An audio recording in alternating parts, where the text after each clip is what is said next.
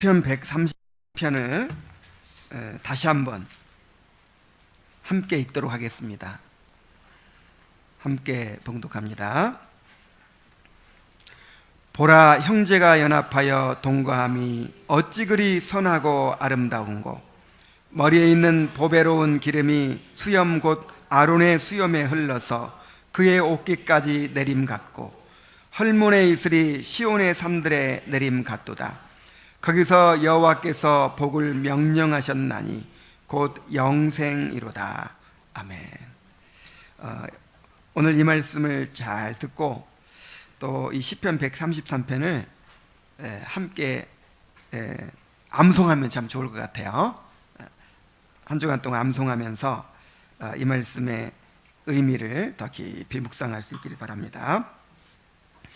이 시편은 다윗이 지은 성전에 올라가는 노래 중 하나인데, 이스라엘 백성이 절기를 지키기 위해 예루살렘에 모여서 하나님을 예배하고 서로 교제하는 것을 바라보면서 이 거룩한 공동체에 대한 감격을 노래하는 것입니다. 이 시편은 성도의 공동체를 하나님이 얼마나 귀하게 보시는지, 이 공동체를 얼마나 기뻐하시는지, 그리고 하나님이 이 공동체에 부어주시는 복이 얼마나 놀라운 것인지를 잘 보여주고 있습니다.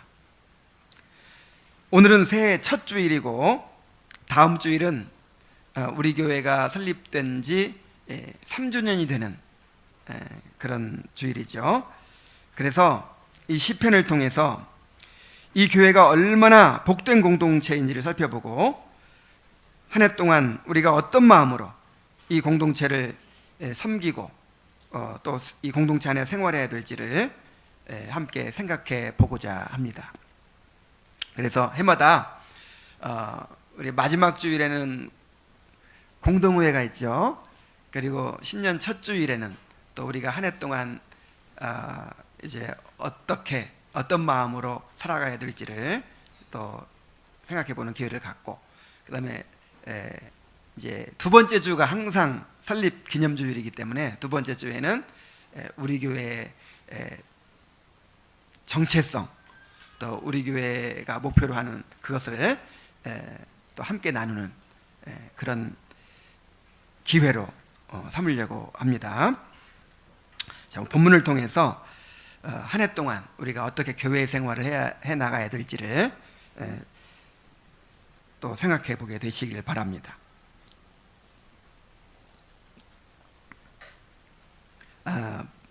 이 시편은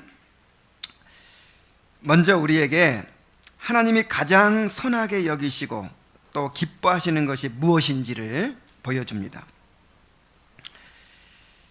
1절 말씀을 보면은 보라, 형제가 연합하여 동거함이 어찌 그리 선하고 아름다운고 그랬어요. 자, 본문의 형제가 연합하여 동거함은 무엇을 가리킬까요? 어떤 분들은 이 말씀을 가정에서 형제들끼리 우애하는 일에 적용을 하는 것을 봤어요. 근데 뭐 적용이 되겠죠.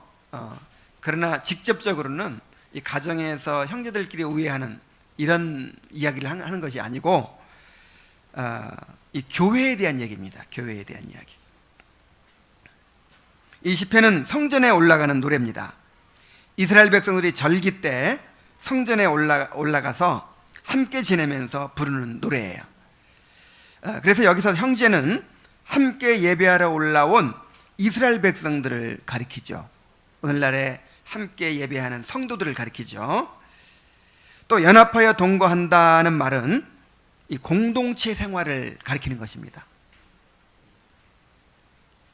공동체를 이루어서 이제 함께 살아가는 것을 의미하죠. 이 공동체가 특별한 것은 하나님이 왕으로서 다스리시는 공동체라는 거예요.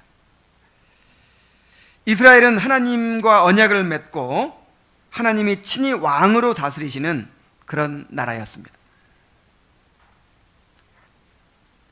하나님은 그들에게 언약 백성으로 지켜야 할 율법을 주셨어요. 그들에게 거룩한 성전을 허락하시고 이 성전을 통해서 그들과 만나 주셨습니다. 또한 기름 부음 받은 선지자와 제사장과 왕을 세워 주셔서 하나님이 그들을 통해서 이 백성들을 다스려 주셨어요. 그러므로 형제가 연합하여 동거함이라는 말은 이렇게 하나님의 백성들이 하나님이 세우신 질서 아래서 공동체를 이루어서 함께 살아가는 것을 가리킨 것입니다. 오늘 우리에게 형제가 연합하여 동거함은 바로 교회 공동체를 가리킵니다. 지금은 교회가 영적 이스라엘이요 하나님의 택한 백성들이죠.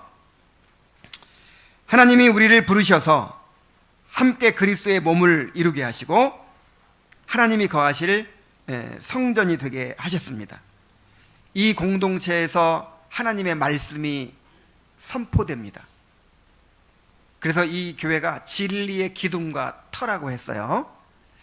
그리고 이 교회에 심장이, 뜨거운 심장이 뛰는 것처럼 성령께서 역사하고 계십니다. 또한 하나님은 이 공동체에 직분자들을 세우셔서 그 직분자들을 통해서 친히 다스리고 계십니다. 그래서 여러분, 이 교회는요 그냥 신자들의 모임이 아니에요. 교회는 하나의 제도요 영적인 통치 기구입니다. 이 교회는 성도들이 하나님이 세우신 질서 아래서 공동체를 이루어서 함께 살아가는 것입니다. 그러니까 형제가 연합하여 동거함이라고 하는 것은 엄청난 배경이 있는 것이죠. 하나님이 다스리시는 것이죠. 하나님의 말씀을 주시고 성령을 부어주시고 직분자들을 세워주시고 또 성례를 주시고 그래서 하나님의 다스림을 받아서 성도들이 함께 살아가는 것, 이것이 본문에서 말하는 형제가 연합하여 동거하는 것입니다. 하나님은 이러한 성도의 공동체를 가장 선하게 여기시고 기뻐하십니다. 보라, 형제가 연합하여 동거함이 어찌 그리 선하고 아름다운고 그랬어요. 1절은 감탄문입니다. 서두에 보라라는 감탄사가 있는데 중간에 어찌 그리라고 하는 말이 또 이 히브리어로는 감탄사예요. 감탄사. 그래서 다윗은 이스라엘 공동체를 바라보면서 감격에 사로잡혀 있는 거예요. 막 흥분되어 있는 거예요. 너무나 귀하고 너무나도 아름답고 그리고 그것을 보는 것이 너무나도 기쁘기 때문에 감격에 사로잡혀서 그렇게 탄성을 지르고 있는 것입니다. 어찌 그리 선하고 아름다운 거. 여기서 선하다라고 하는 말은 이 토브라는 히브리어인데 선하다, 좋다, 복되다라는 뜻입니다. 하나님이 천지를 창조하실 때 그 지으신 것이 하나님 보시기에 좋았더라 그랬죠. 그 좋았더라는 말이 토브예요. 그래서 이 공동체를 바라보면서 성도의 공동체를 바라보면서 토브라고 정말 선하다고 너무 좋다고 또 복되다라고 그렇게 말하고 있는 것입니다.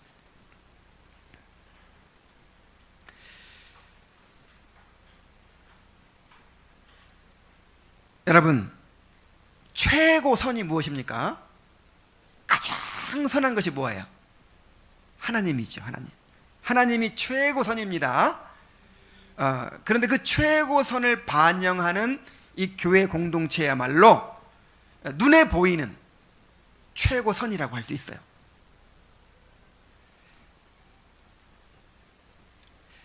또 아름답다라고 했는데 어찌 그리 선하고 아름다운 거 그랬죠. 이 아름답다라는 말은 즐겁다라는 뜻이에요. 그리고 자신의 감정을 표현하는 말입니다. 그러니까 이 교회 자체도 아름답지만 그 교회를 바라보는 자신의 마음이 즐겁다는 거예요. 성도의 공동체를 바라보니까 그렇게 기쁘고 즐거울 수가 없다는 것입니다. 그래서 공동번역 성경이 원문의 의미를 잘 살려서 이렇게 번역을 했어요.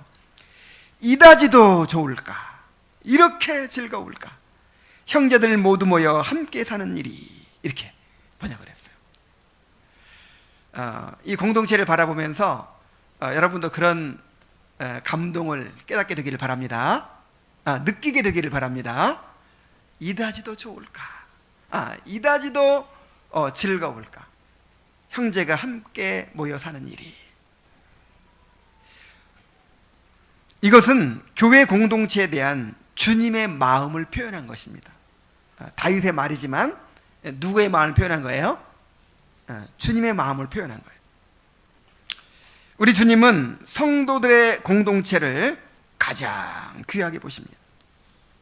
우리가 함께 모여 예배하고 교제하고 서로 사랑하는 것을 너무나도 기뻐하십니다.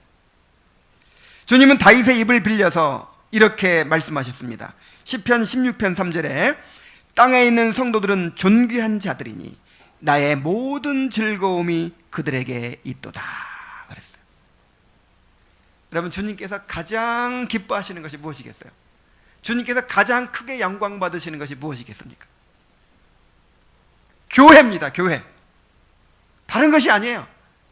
이 교회를 통해서 주님은 가장 크게 기뻐하시고 가장 크게 영광을 받으십니다. 나의 모든 즐거움이 그들에게 있도다 라고 말씀하십니다.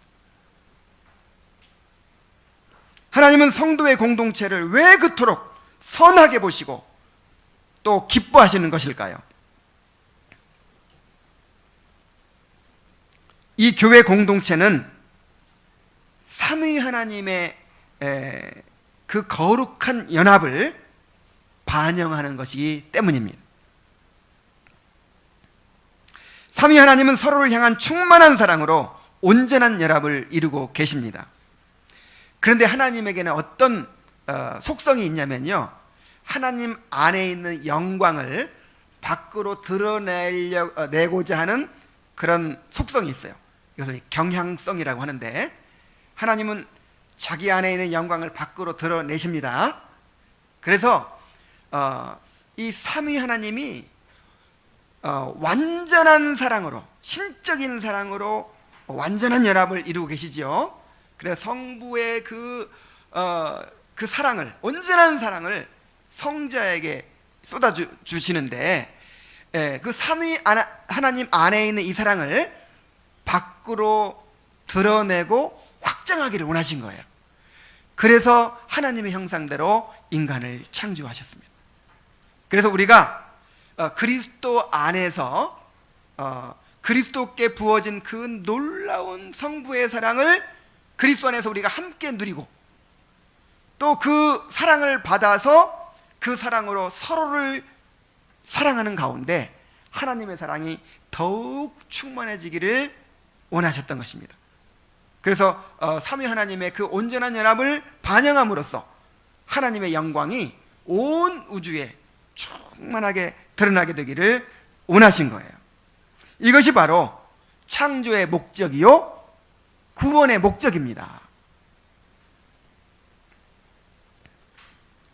그러므로 우리가 그리스도 안에서 사랑으로 연합하여 함께 살아갈 때, 이 성도의 공동체가 이루어질 때, 이것이야말로 하나님 보시기에 가장 선한 것이고 하나님께서 가장 크게 기뻐하는 것이 되는 것입니다.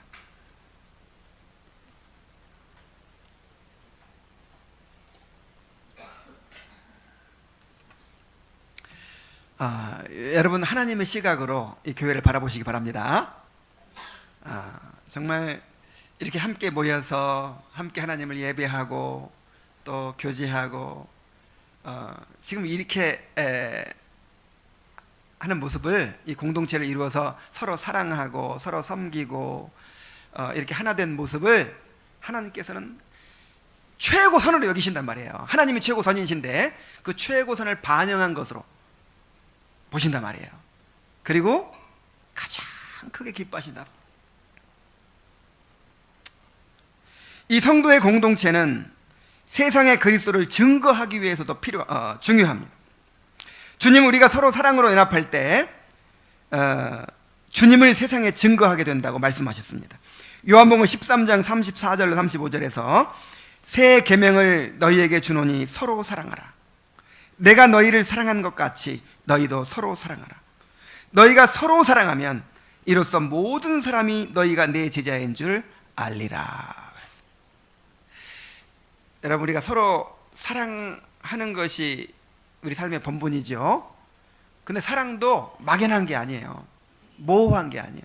그냥 밖에 나가서 온 세상 사람 사랑하라 그러지 않으셨어요. 어떻게 사랑하라? 서로 사랑하라.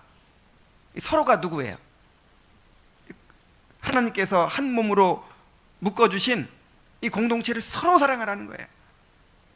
이렇게 서로 사랑할 때 세상 사람들에게 그리스도를 증거하게 된다는 거예요.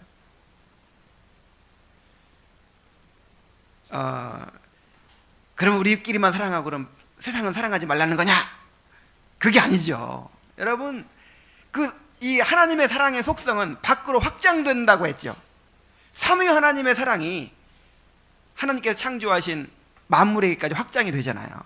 그래서 이 공동체 안에서 사랑하는 사랑이 여기서 그렇게 서로 사랑하고 살다 보면 주님의 사랑을 사는 사람들은 직장에 가면 또 누구를 사랑할까요? 직장에 있는 사람들을 사랑하게 되겠죠. 또 집에 가면 누구를 사랑하게 될까요? 가족들을 사랑하게 되고 또 이웃을 사랑하게 되겠죠.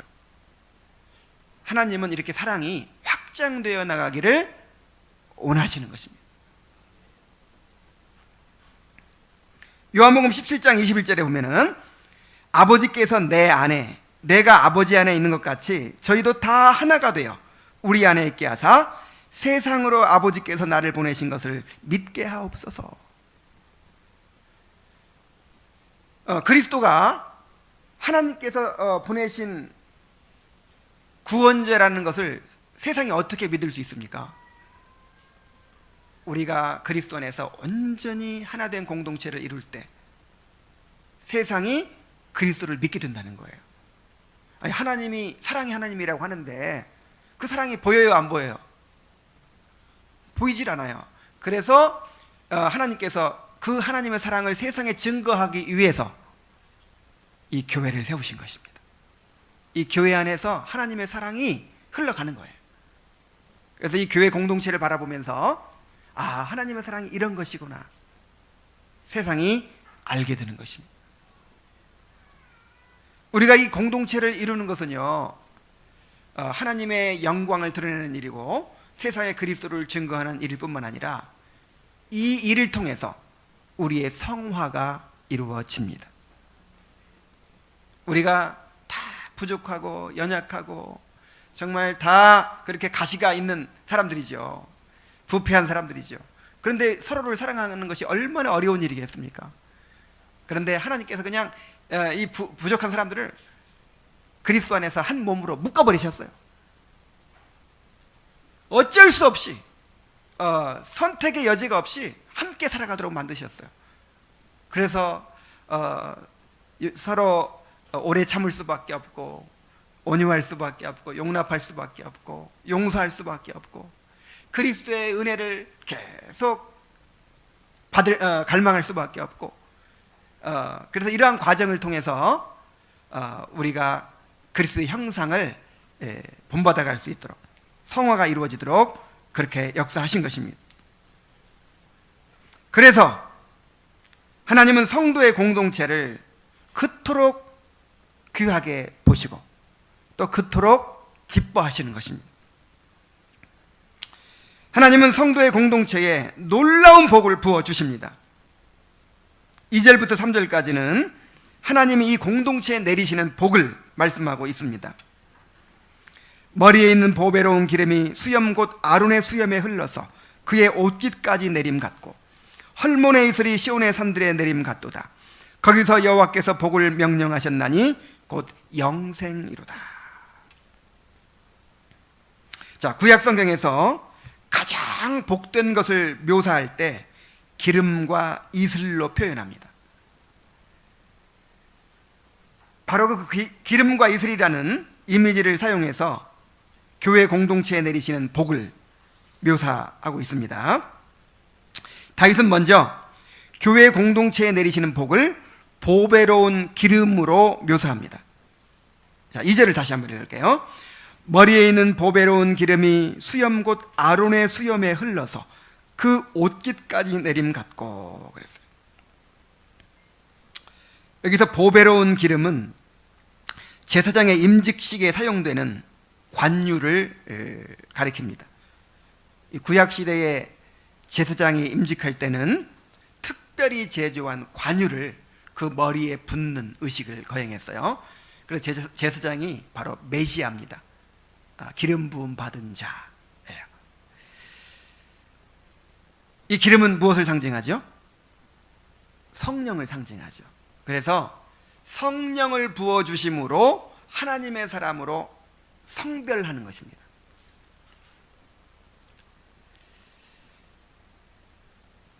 그런데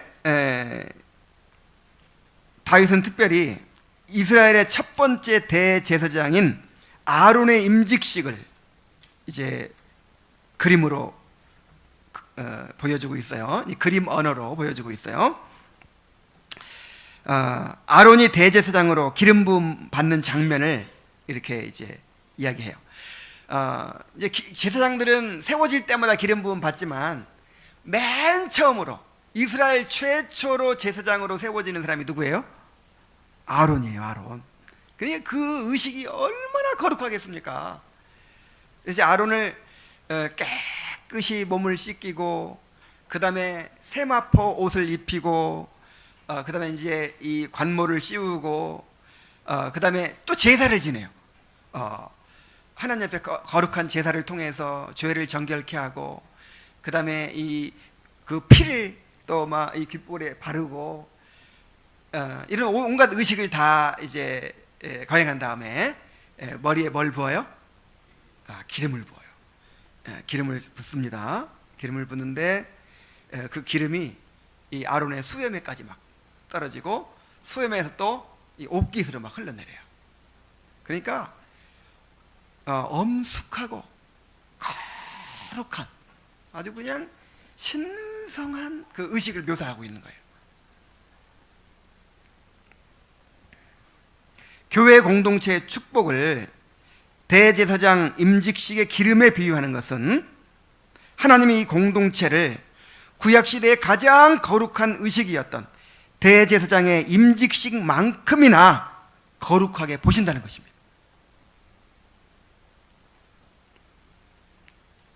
여러분, 우리가 이렇게 함께 모여서 보잘것없는 사람들이, 어린아이들 뭐 다 함께 이렇게 함께 모여가지고 공동체를 이루어서 하나님께 예배드리고 교제하고 함께 먹고 이렇게 하는 모습, 이것이 하나님 보시기에는 이렇게 거룩한 거예요.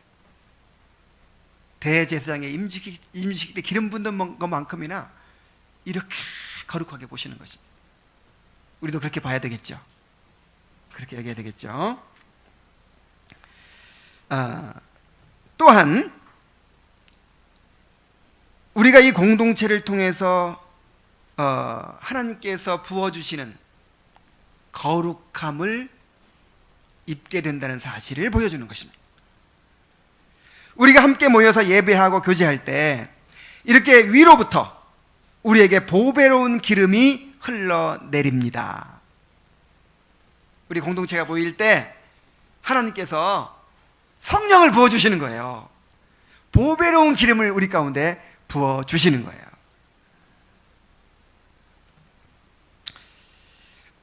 우리는 성도의 공동체 안에서 하나님을 경험하게 됩니다. 마태복음 18장 20절에서 두세 사람이 내 이름으로 모인 곳에는 나도 그들 중에 있느니라 그랬어요. 물론 이 본문이 이제 권징을 시행하기 위해서 이렇게 모였을 때의 그 모임을 말하는 것이긴 하지만, 어쨌든 우리가 모일 때 누가 함께 하신다고요? 그리스도께서 함께 하신다고요. 요한일서 4장 12절에 보면은 어느 때나 하나님을 본 사람이 없으되 만일 우리가 서로 사랑하면 하나님이 우리 안에 거하시고 그의 사랑이 우리 안에 온전히 이루어지느니라 그랬어요. 여기서 서로 사랑한다고 할 때는 그냥 누구한테 잘해줄 때 뭐 이렇게 좁은 의미가 아니고 이 사랑의 공동체를 이루는 걸 말하는 것입니다. 우리가 서로 사랑하며 살아갈 때라고 이렇게 이해를 해야 돼요. 우리가 서로 사랑하면서 사랑의 공동체를 이룰 때 하나님께서 우리 안에 거하신다. 그리고 하나님의 사랑이 우리 안에 온전해진다 그랬어요. 하나님께서 성령의 기름을 부어주시는 것이죠.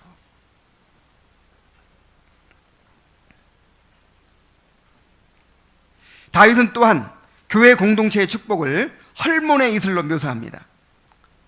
3절에 보면 헐몬의 이슬이 시온의 산들에 내림 같도다 그랬죠. 자, 이스라엘은 우기 때 외에는 비가 안 와요. 그래서 이 우기 말고는 이제 이슬에 의존합니다. 밤 사이에 촉촉히 내리는 이슬이 생명수와 같은 역할을 해요. 그래서 그 이슬을 통해서 식물들이 자라고 또 식물들을 통해서 모든 동물들과 사람들이 살아갈 수가 있습니다. 그런데 헐몬의 이슬이라고 한 것은 헐몬산은 이슬이 많기로 유명한 산이기 때문에 그래요. 이 헐몬산이 어디 있냐면 이스라엘 북쪽의 그 레바논 지역에 있는 산인데 해발 거의 한 3,000m 되는 그런 높은 산입니다. 그런데 이 헐몬산은 이슬이 그렇게 많이 내린대요. 밤사이에 이 산에서 지내게 되면 온 몸이 그냥 비 맞은 것처럼 그렇게 젖게 된다는 거예요. 그런데 그 헐몬의 이슬이 어디에 내림 같도다? 시온의 산들에 내림 같도다. 이 시온의 산들이 어디예요? 예루살렘을 둘러싸고 있는 산들이잖아요. 그래서 이게 무슨 말이냐면은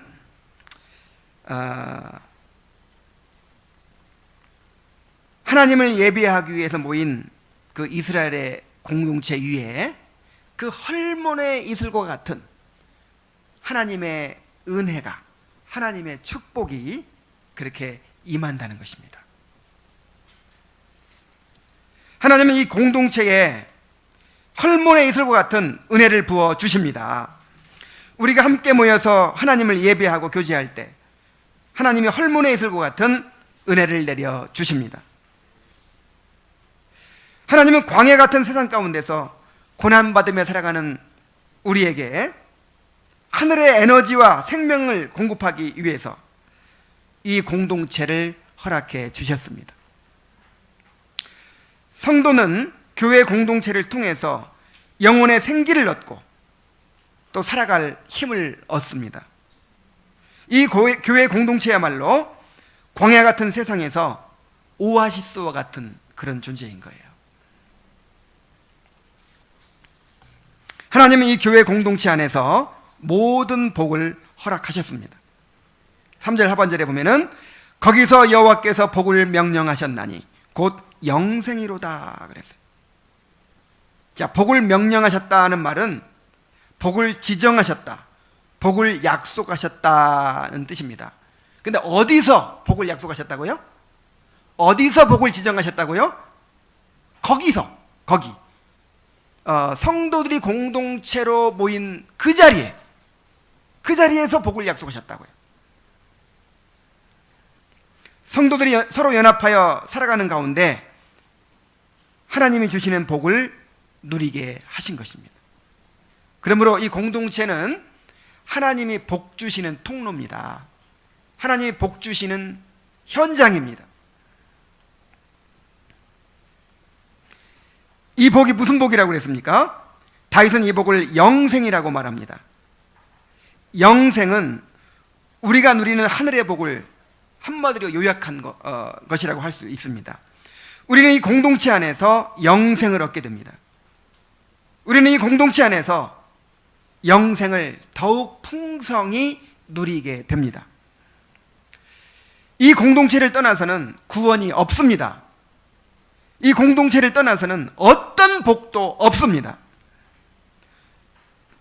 우리는 하나님이 그리스도 안에서 허락하신 모든 신령한 복을, 모든 하늘에 속한 복을 이 공동체 안에서, 이 공동체를 통해서 누리게 됩니다. 이 공동체가 얼마나 선한 것인지, 얼마나 아름다운 것인지, 얼마나 복된 것인지, 이 말씀을 통해서 잘 깨닫게 되시기를 바랍니다. 자, 이제 이 말씀을 우리 삶에 적용해 보도록 하겠습니다.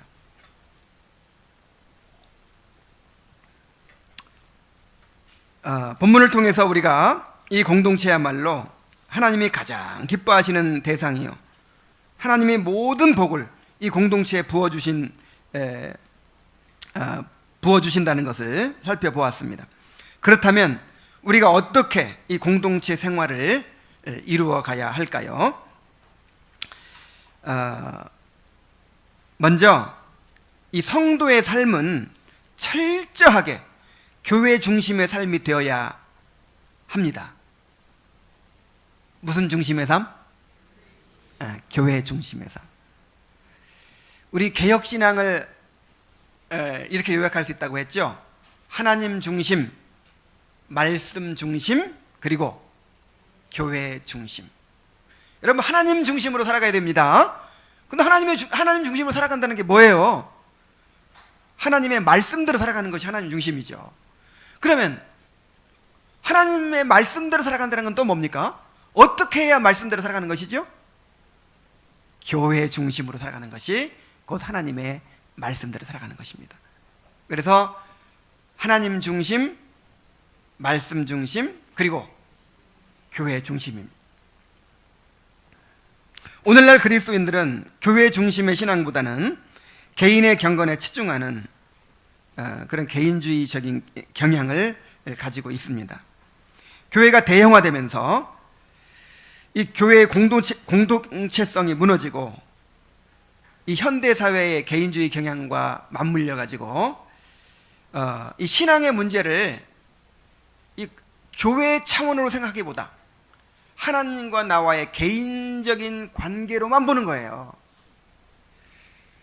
또한 오늘날 교회가 주님이 세우신 질서를 버리고 사람들의 요구에 부응하기 위해서 실용주의적으로 그렇게 운영이 되다 보니까 제도로서의 교회, 영적 통치 기구로서의 그 교회 개념을 잃어버렸어요.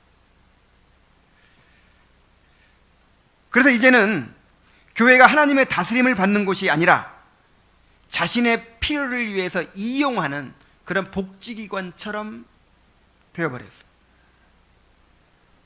그래서 여기저기 마음에 드는 교회를 찾아서 교회를 쉽게 옮겨 다니기도 하고, 심지어는 교회를 나가지 않고도 구원받을 수 있는 것처럼, 신앙생활이 가능한 것처럼 그렇게 여기는 사람들까지 생겨나고 있습니다. 우리 가운데는 그런 분들이 없을 것 같아요. 그러나 우리 모두는 다 이 시대의 아들들이기 때문에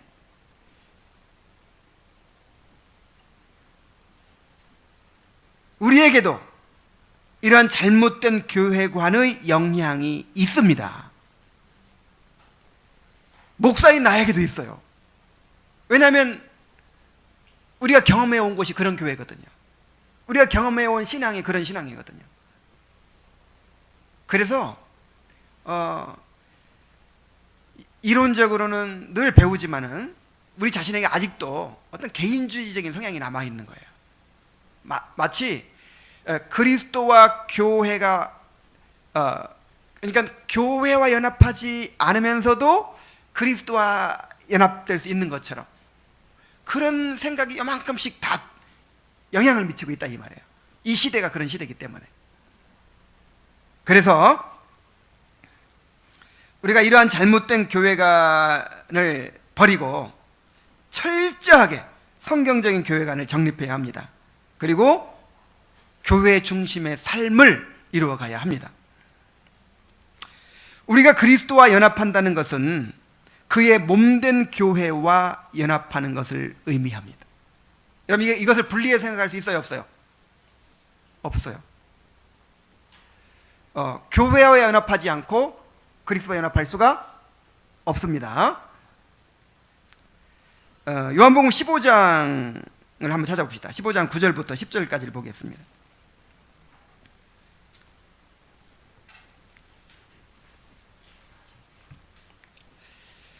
아버지께서 나를 사랑하신 것 같이 나도 너희를 사랑하였으니 나의 사랑 안에 거하라. 자, 주님께서 요한복음 15장에서 내 안에 거하라고 말씀하시죠. 우리가 누구 안에 거해야 돼요? 주님 안에 거해야 돼요. 주님 안에. 그럼 어떻게 주님 안에 거할 수 있습니까? 내가 아버지의 계명을 지켜 그의 사랑 안에 거하는 것 같이 너희도 내 계명을 지키면 내 사랑 안에 거하리라 그랬어요. 우리가 주님의 말씀에 순종해야 주님 안에 거할 수 있습니다. 그럼 주님의 말씀 계명이 뭐예요? 주님께서 우리에게 지키라고 주신 계명이 뭐냐 이 말이에요. 12절 보면 12절. 내 계명은 곧 내가 너희를 사랑한 것 같이 너희도 서로 사랑하라 하는 이것이니라 그랬어요. 그러니까 주님의 계명이 이 말씀만 있다는 뜻이 아니라 모든 계명의 요지가 이거라 이 말이에요. 주님께서 우리에게 주신 모든 계명의 요지가 이거예요. 서로 사랑하라는 거예요. 주님의 몸된 교회를 세우라는 거예요. 주님의 교회를 사랑하라는 거예요. 그래서 하나님 중심, 말씀 중심, 그 다음 결국은 무슨 중심? 교회 중심이 되는 거예요. 교회를 사랑하지 않고서는 주님을 사랑할 수 없습니다. 요한일서 1장 20절 21절에서 누구든지 하나님을 사랑하노라 하고 그 형제를 미워하면 이는 거짓말하는 자니 보는 바 그 형제를 사랑하지 않은 자가 보지 못하는 바 하나님을 사랑할 수 없느니라. 우리가 이 계명을 주께 받았나니 하나님을 사랑하는 자는 또한 그 형제를 사랑할지니라 그랬어요. 여러분 주님 사랑하십니까? 얼만큼 사랑하십니까? 그것이 교회를 사랑하는 만큼이에요. 아멘입니까? 노멘입니까? 주님께 대한 여러분의 사랑은요, 교회를 얼마나 사랑하느냐 요만큼이에요. 칼빈은 이렇게 이야기합니다. 그러나 만약 우리의 마음이 이곳에서 우리에게 말씀되고 있는 내용, 곧 예수 그리스도는 우리가 다른 사람들과 연합한다는 조건 하에서 우리를 자신에게 연합시켜 주셨다는 말씀에 감동을 받는다면 우리는 그와 같은 일치를 이루어 감으로써 마귀가 우리에게서 많은 것을 얻지 못하며 우리를 양무리로부터 분리시키지 못하도록 해야 합니다. 자, 주님께서는 어떤 조건으로 우리를 연합시켜 주셨다고요? 교회와 연합하는 조건으로 자기에게 연합하도록 허락하셨다 그랬어요. 그러니까 교회와 연합되지 않고서는 주님과 연합될 수 있다, 없다? 없다는 거예요.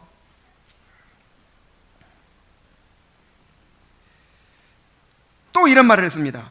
우리가 모두 하나의 유업애로 부르심을 받았음을 볼 때 만약 우리 중에 그 누군가가 자신의 형제들로부터 물러선다면 그것은 마치 그가 하늘의 왕국에서의 자신의 지분을 포기하는 것이나 마찬가지입니다. 우리가 서로 연합하지 못할 때면 사실 우리는 하나님의 왕국으로 가는 문을 닫아 걸고 그곳으로 가는 일을 스스로 막기 시작하는 것이며 또한 복음을 통해 우리에게 부여된 그 나라에 대한 소망을 지워버리는 것입니다. 그러니까 우리가 형제들로부터 물러서는 것이 누구로부터 물러서는 거예요? 주님으로부터 물러서는 거예요. 우리에게 허락된 천국으로부터 물러서는 거예요. 결국 우리의 신앙은 교회 생활을 통해서 드러나게 되는 것입니다. 하나님을 아는 지식, 그리스도를 아는 지식, 성령을 아는 지식, 구원을 아는 지식, 이 모든 지식들이 결국은 교회를 통해서 드러나는 거예요. 교회를 통해서. 교회를 통해 드러나고 열매를 맺게 되는 것입니다. 제 아무리 많은 지식을 가지고 또 개인적인 경건을 자랑해도 그 사람의 신앙은 이 교회와 어떤 관계를 맺고 있느냐, 다른 형제 자매들과 어떻게 사랑하고 연합하고 있느냐, 이게 그 사람의 경건이고 이게 그 사람의 신앙이에요.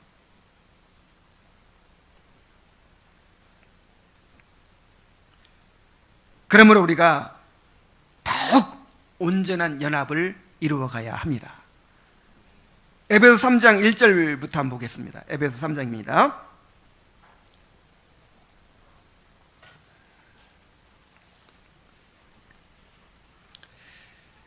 그러므로 주 안에서 갇힌 내가 너희를 권하노니 너희가 부르심을 받은 일에 합당하게 행하여 모든 겸손과 온유로 하고 오래 참음으로 사랑 가운데 서로 용납하고 평안에 매는 줄로 성령이 하나 되게 하신 것을 힘써 지키라 그랬어요.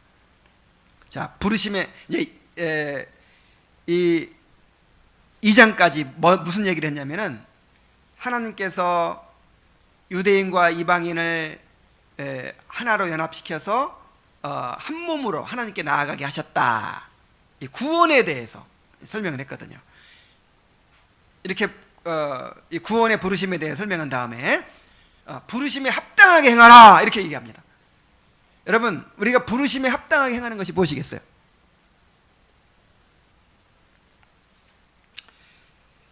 우리를 구원하신 목적을 1, 2장에서 말했어요. 하나님의 목적은 그리스도의 몸된 교회를 세우고 완성하는 것입니다. 그러므로 부르심에 합당한 삶이란 바로 이 교회의 하나됨을 힘써 지키는 거예요. 자, 여러분을 지금 부르셨죠, 하나님이? 왜 부르셨어요? 이 교회 지체로 부르신 거예요. 이 교회를 세우도록 부르신 거예요. 믿습니까?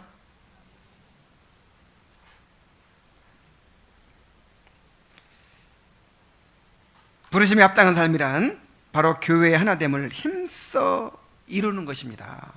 그 하나됨을 지켜가는 것입니다.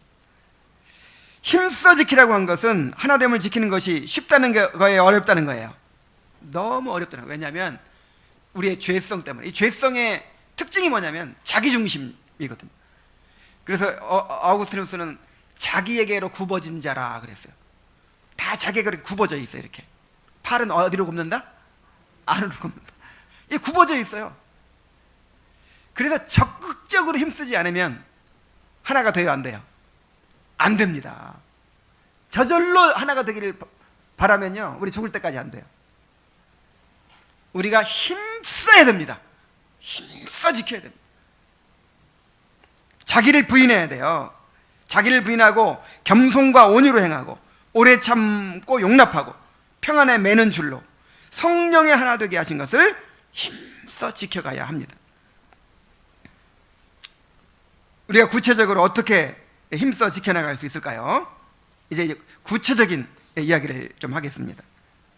먼저는 적극적으로 함께 모이고 교제하는 일에 힘써야 됩니다. 히브리서 10장 24절 25절에 서로 돌아보아 사랑과 선행을 격려하며 모이기를 피하는 어떤 사람들의 습관과 같이 하지 말고 오직 권하여 그날이 가까움을 볼수록 더욱 그리하자 그랬어요. 자, 모이기를 피하는 습관이 우리 안에 있습니다. 자꾸만 우리는 흩어지려고 해요. 자꾸만 나중심적으로 이렇게 안으로 굽어요. 그래서 모이기를 피하는 이런 습관을 버리고 어떻게 하라고요? 서로 돌아보고 더욱 모이기를 힘쓰라고요. 올 한 해 동안 그렇게 합시다. 항상 내 유익을 생각하는 거예요. 여기 이 모임에 나가면 나한테 어떤 유익이 있을까? 별로 유익이 없을 것 같다. 그럼 안 나가는.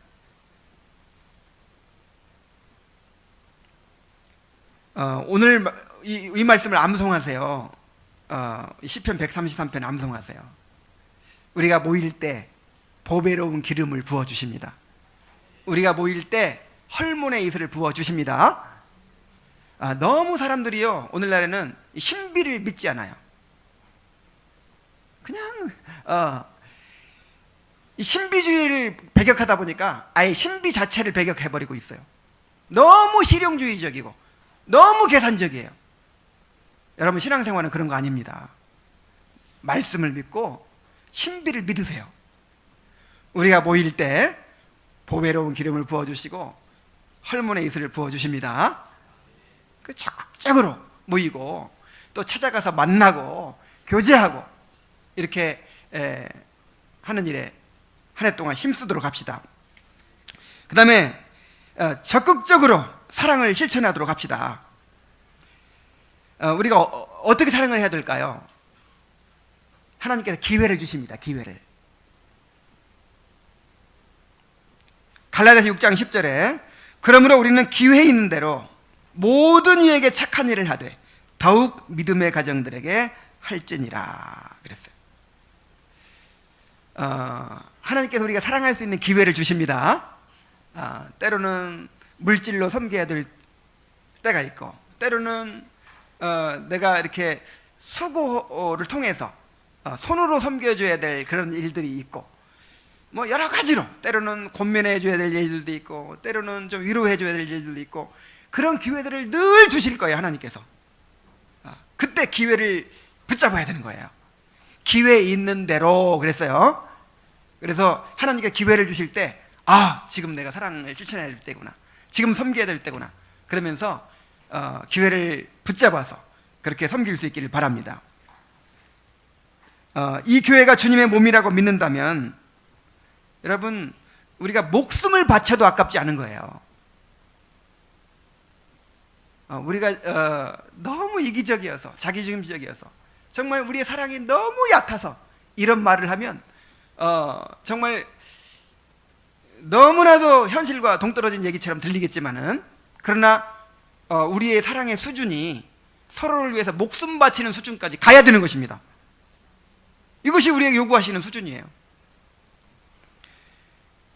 요한일서 3장 16절에 그가 우리를 위하여 목숨을 버리셨으니 우리가 이로써 사랑을 알고 우리도 형제들을 위하여 목숨을 버리는 것이 마땅하니라 그랬어요.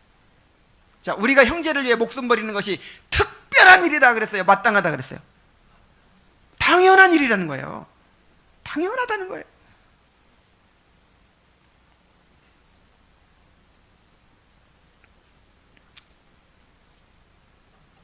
그러므로 목숨까지 바쳐야 되는데, 목숨은 못 바치더라도 우리가 시간도 드리고 돈도 드리고 그렇게 해서 우리 서로를 사랑하는 일에 힘쓰도록 합시다. 자, 그리고 항상 자신보다 먼저 교회를 생각하는 그런 사람들이 되어야 돼요. 고린도전서 10장 24절에 누구든지 자기의 유익을 구하지 말고 남의 유익을 구하라 그랬어요. 이게 남이 누군가요? 이 문맥에서 교회를 가리키는 거예요. 교회. 그러니까 고린도 교인들은요, 뭐 은사가 많고 지식이 많고 뭐 참 신앙의 수준이 높다고 그렇게 다들 생각하고 살아가는데 전부 다 누구만 생각해요? 나만 생각해. 내 입장만 생각해. 내가 은혜 받고 내가 좋고 내가 만족을 얻고 다들 이렇게 살아가니까 교회가 어떻게 되겠어요? 그래서 바울은 말합니다. 너희들 보니까 너희들은 어린아이들이다. 너희들은 그렇게 경건하고 수준 높다고 자랑하는데 사실 너희들 보니까 어린아이들이다. 여러분 신앙의 수준은요, 얼마나 지식을 많이 알고 뭐 얼마나 무슨 교리를 많이 알고 이게 아니에요. 나보다 이 공동체를 생각하는 사람들이 성숙한 사람들인 거예요. 그래서 저는 지난번에도 이제 교제할 때, 함께 모여서 교제할 때 여러 사람들이 그런 얘기를 나눴어요. 처음에는 나만 생각했다. 나만. 그러니까 내가 은혜 받고 내가 성장하고 이것만 생각했는데 점점 이제 공동체를 생각하게 되더라. 다른 사람도 이 은혜를 받아야 되는데 하는 생각이 넓어지더라. 이런 간증들을 했죠. 이게 바로 성장인 거예요. 이게 바로.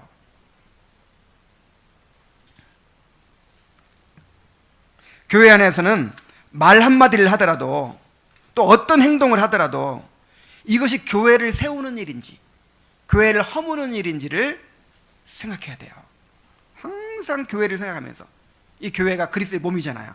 그래서 이 교회에 어떤 상처를 입히는 것은 그리스도께 상처를 입히는 것입니다. 이 교회를 허무는 것은 그리스도의 몸을 병들게 하는 것입니다.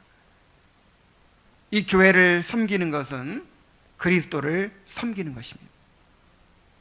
그래서 항상 나보다 먼저 교회를 생각하는 그런 성도들이 되시기를 바랍니다. 그렇게 연습합시다.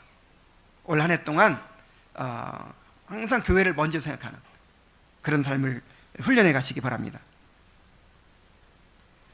특별히 난 이게 가장 중요하다고 생각하는데, 자신을 희생할 줄 아는 사람이 되어야 돼요. 왜 사랑하지 못하고 왜 섬기지 못합니까? 자기를 희생하려고 하지 않기 때문입니다.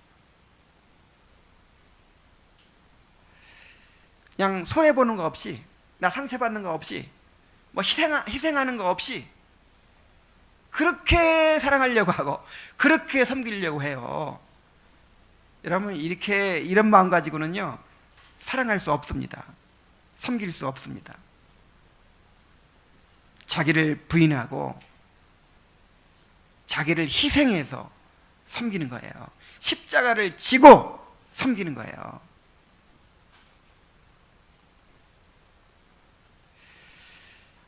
자, 우리는요, 얼마나 참 이기심으로 똘똘 뭉쳐있는 존재인지 몰라요. 그래서 내가 조금 손해본다고 느끼잖아요. 뭐 그냥 눈에 불을 켜고 이렇게 공정하지 못한 거, 조금 손해보는 거, 부당한 거, 이거 못 참습니다. 왜 나는 이렇게 했는데 이 사람 저렇게 해야 됩니까? 뭐 이런 거죠. 왜 다른 사람 다 주면서 나는 안 줍니까? 뭐 이런 거. 여러분, 우리가 한 몸이라면요, 조금 손해봐도 괜찮아요. 동의하십니까? 우리가 진짜 한 몸이라면 좀 상처 입어도 괜찮아요. 우리가 서로를 우리의 뼈 중에 뼈요 살 중에 살로 여긴다면, 칼빈의 표현대로 피와 살로 여긴다면, 좀 손해보고 좀 상처 입고 내가 더 십자가를 지고 그래도 괜찮습니다. 손해가 아닌 거예요. 한 몸이니까. 그리고 누가 몰라줘도 괜찮아요. 어떨 때 보면 나를 정말 몰라주는 것 같죠? 인정을 안 해주는 것 같아요. 또 나만 왕따 되는 것 같아요. 자기들끼리만 막 사랑하고 자기는 좋은 일을 갖고 나만 소외되는 것 같아요. 괜찮아요. 괜찮아요. 이 교회를 생각하세요. 교회를. 그러니까 항상 또 이제 교회 핑계 대죠. 이제 내가 뭔가 좀 속상한 일이 있고 내가 좀 뭔가 손해보는 일 같으면 나를 위해서 그런 게 아니라 이 교회를 위해서 그러는 거라고 하면서 시험에 들고 또 막 그러는데, 여러분, 좀 나를 몰라주고 내가 좀 손해보고 좀 인정받지 못하고 그래도요, 주님이 다 알아주십니다. 그게 상급이 되는 거예요. 그게 사람들이 다 알아주고 인정해주고 다 드러나면요, 주님한테는 상급이 없어요.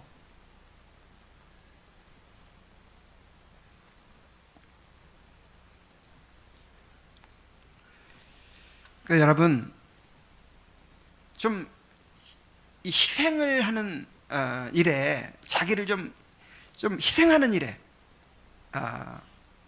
우리가 성장해야 될 줄로 믿습니다. 나를 손해보지 않으려고 하고 희생하지 않으려고 하고, 정말 무슨 큰 손해나 보는 것처럼 여기는 거예요. 왜 나만 이렇게 해야 되나, 뭐 이런 식으로. 이 교회가 그리스도의 몸이라는 사실을 기억하세요. 그래서 그것을 기회로 여기세요. 기회로. 우리는 신앙의 모든 문제를 교회 중심으로 생각하며 살아야 합니다. 여러분, 구원이 무엇입니까? 구원의 목적은 교회를 이루는 것입니다. 하나님의 구속사역의 목적은 이 교회를 완성하는 데 있어요.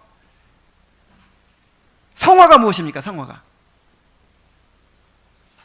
성화는 개인적인 것이 아니에요. 함께 그리스도의 몸을 이루어가는 게 성화입니다. 함께 하나님의 성전을 이루어가는 게 성화입니다. 이 성화라고 하는 것은 공동체 생활을 떠나서는 성립이 안 되는 말이에요. 혼자 어디 그냥 다락방에 올라가서 기도하고 말씀 묵상하면서 그게 성화되는 것이 아니라 공동체 생활 속에서 서로 섞이고 서로 부딪히고 서로 깨어지고 이러한 가운데서 성화가 이루어지는 거예요. 선행이 뭡니까? 선행. 최고의 선행은 한몸된 지체들을 섬기는 것입니다. 믿습니까? 동의하십니까? 여러분, 우리의 사명이 무엇입니까? 사명. 바로 주님의 교회를 완성해 가는 것이지요. 주님의 목적이, 하나님의 목적이 결국 교회잖아요. 교회를 완성해 가시는 것이잖아요.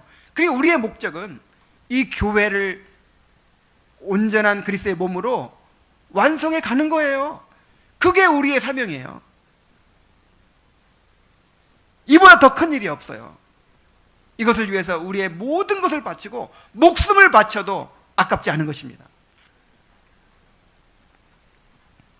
하나님이 우리에게 허락하신 이 귀한 공동체를 정말 우리도 귀하게 여기고 한 해 동안 더욱 사랑하고 섬기도록 합시다.